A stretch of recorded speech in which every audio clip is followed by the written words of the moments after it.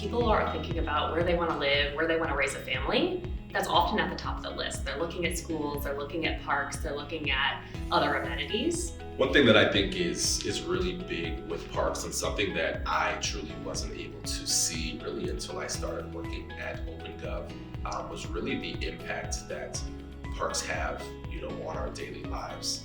A lot of our customers prior to using Cartegraph Asset Management software, they essentially were doing daily checks in the park. They were going to every park every day, wasting a lot of time, resources, and energy. So one of the key features of Cartegraph Asset Management software is an automation manager.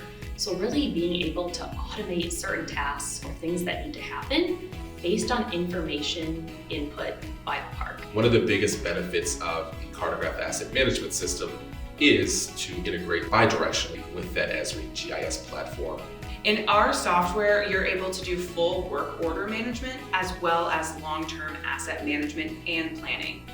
The software is really going to allow you to forecast how much money we need to spend to be able to maintain this level of service that we're currently giving to our residents, and being able to really advocate for your department.